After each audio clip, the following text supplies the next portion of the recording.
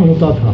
कुरान जो है वो कहते हैं अल्लाह की आवाज़ है, वो सुनते थे, वो आगे लिख देते। तो हमको ऐसे एक दिन पहले वही संडे में उनके कार्यक्रम में सुने थे, वो मन में छोड़ था।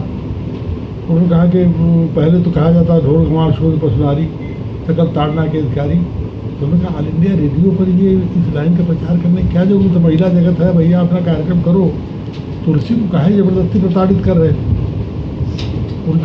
लेकिन अब ये दिमाग में हमने कहा या तो ये छेपक है कि कहाँ से आ गया, या इसका अर्थ कुछ है जो समझ नहीं आ रहा। दूसरे दिन जब पूजा बैठे, पूजा का वही पाठ करते तो वही आगे बढ़ रहा था।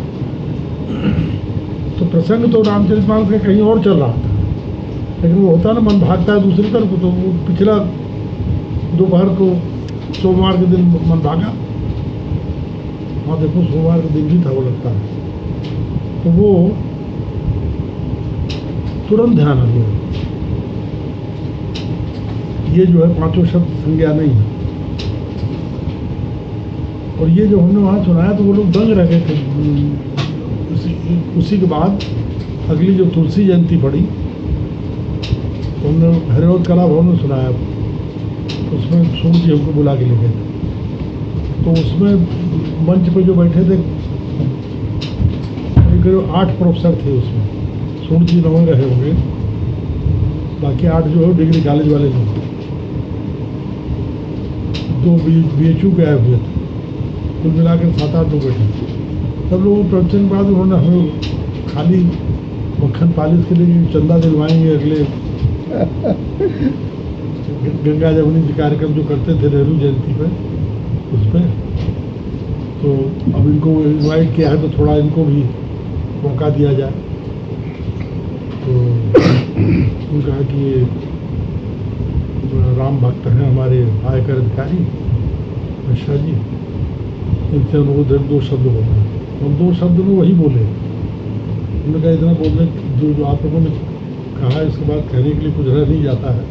और दूसरे तुलसी को के बारे में कुछ कहना, सूरज को दीपक दिखाना। लेकिन आजकल जो हो रहा है उसके बारे में हम आपका ध्यान आकर्षित करना चाहते हैं कि इस समय फैशन चल पड़ा है कि रामचरितमानस की कुछ लाइन को, कुछ शब्द को, कहीं से कुछ प्रकरण को लेकर के और उसको उसकी आलोचना की जाए, और जिससे कि वो अपना नाम बढ़े। आलोचक अपने नाम को करने के लिए, सुर्खियों में आने के लिए काम कर रहे हैं। ये ठीक नहीं है, क्योंकि जैसे इसका नाम मानस है तो ये मानसरोवर है, इसमें अनेक रत्न भरे पड़े हैं। तो उसमें सीप घूंघे ढूंढने का काम ये लोग क्यों कर रहे हैं, ये समझ ऐसे लोगों को रोकना चाहिए। तो इस पर आप लोग इस पर विचार करें। और ये जो लाइन सबसे गड़बड़ है उसका हमें ये अर्थ समझ में आया है। इसी तरह दूसरी और जो लाइनें हों उनको विद्वज्जन उसके एनालिसिस करके, उस पर विचार करके उसका सही अर्थ सामने ले आए, जिससे दुष्प्रचार बंद हो जाए। तो ये कहा था तो दंग रह गए, उनको सन्नाटा रह गया।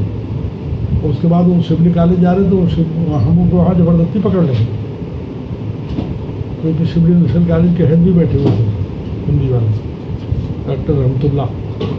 तो ये है कि लेकिन हम 76 से उसको आपस में कहा करते थे।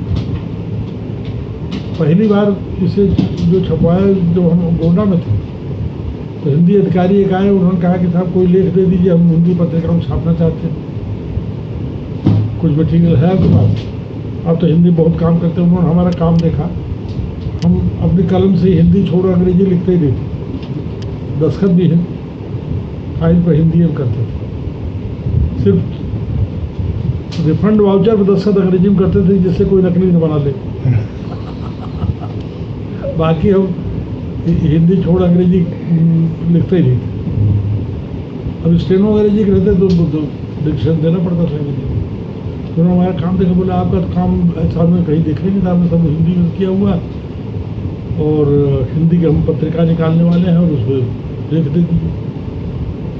तो हमने कहा लेख तो हमारे पास है, लेकिन वो कंट्रोवर्सी उससे पैदा हो जाएगी। तो बड़े क्यूरियस है, उन्हें बताइए। तो हमने उनको सुनाया। अरे उनका साहब ये कंट्रोवर्सी को दूर करने वाला है, आप कहते हैं कंट्रोवर्सी शुरू हो जाएगी, आप दीजिए मैं छापूंगा। तो पहली बार वो सब जो हम गोंडा में थे 1985 में हम ये छपा उसमें अपनी विभागीय पत्रिका में। तो वो लेकिन मतलब अगर वो गलत होता तो रिएक्शन कहीं से आता ना, हमको गलत रिएक्शन तो नहीं आया कहीं से। उस पत्रिका की एक कॉपी उन्होंने किसी को दी थी, नैनी वैनी में कोई वो विद्वान था कोई, उसका टेलीफोन आया कि आपने बड़ा अच्छा किया हुआ है, गोंडा ऑफिस में।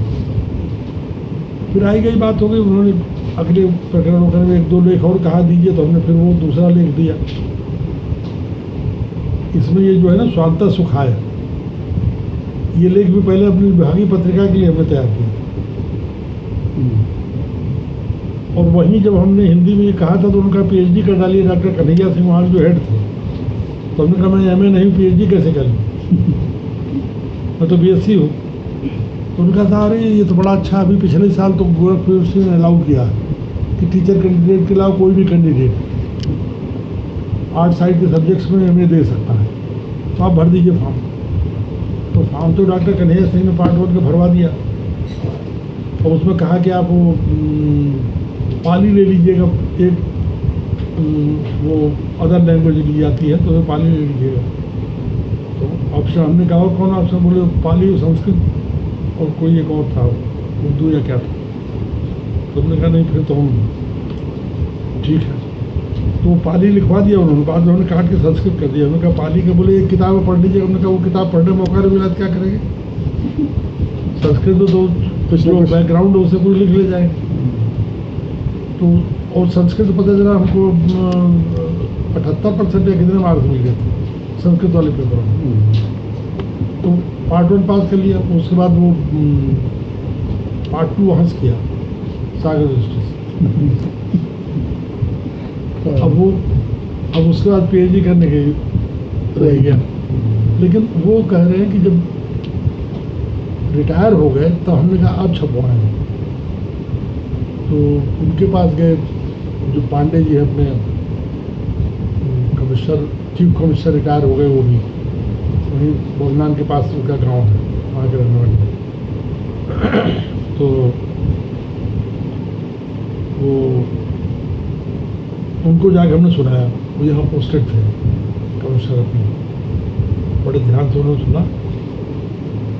कहा मिश्रा जी इसको आप छपवा डालिए। हम गए तो उनसे कहने के लिए वो अपनी एक आध पुस्तक प्रकाशित कराए, तो कोई प्रकाशक बता दे हमारा फ्री में छप जाए। उन्होंने मुझे कह दिया छपवा डाली। तब वही 2000 तब इसको छपवाया। उन्होंने कहा जब एक लेख क्या छपाए, फिर वही 2-3 जो और थे वो भी तो डाल दिए। अच्छा, स्वांतः सुखाय भी जो है ना उसमें श्लोक कि नाना पुराण निगमागम सम्मतम यद रामायण